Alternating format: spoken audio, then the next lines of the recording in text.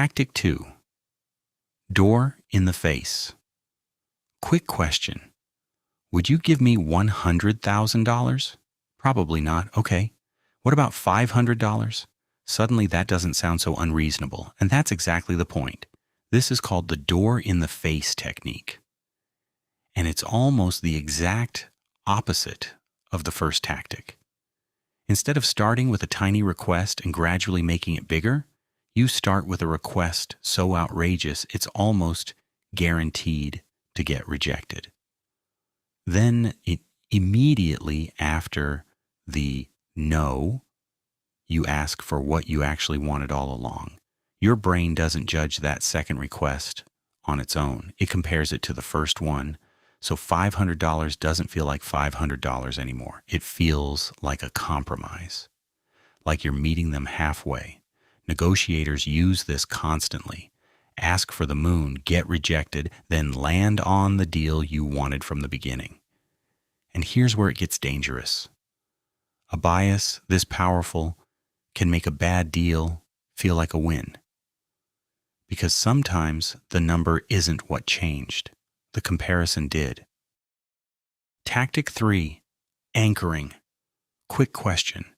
Is the Eiffel Tower taller or shorter than 1,000 feet? Now, heck, without looking it up, guess how tall it actually is? About 1,083 feet. Pretty close, right? Here's the problem. I gave you that first number. And there's a good chance it influenced your guess. That's anchoring. The first number you see or hear becomes the reference point your brain uses to judge every number that comes after it, even when that first number was completely arbitrary. Ever seen a shirt priced at $80 slashed down to $35? That $80 price might have nothing to do with what the shirt is actually worth. Its real job is to become the anchor.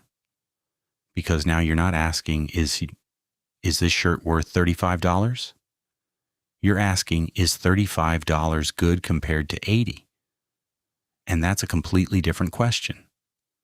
Negotiators use the same principle in salary talks. Whoever names a number first can set the emotional range of the entire conversation. Real estate agents can do it too. Show you an overpriced house first, and suddenly the next house feels like a bargain, even if it's still overpriced. Once you know anchoring exists, there's a simple question you can ask yourself.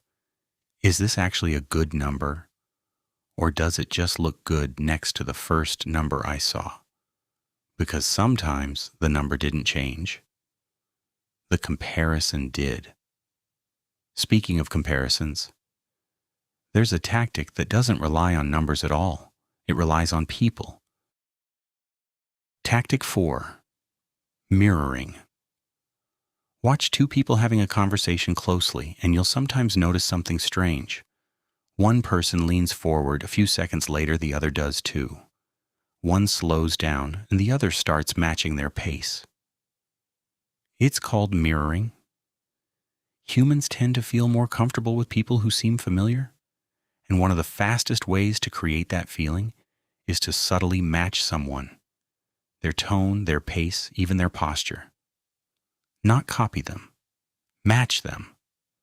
Their brain can register that similarity without consciously thinking about it, making you feel more familiar, more comfortable, more like them. This is why mirroring has been used in negotiation and rapport building, including in high-stakes negotiations where establishing trust and communication matters. Salespeople use it for the same reason. And unlike most persuasion techniques, you don't need anything to do it. You just need to pay attention. But mirroring builds trust slowly. The next tactic doesn't. It creates urgency almost instantly, and you've probably seen it today.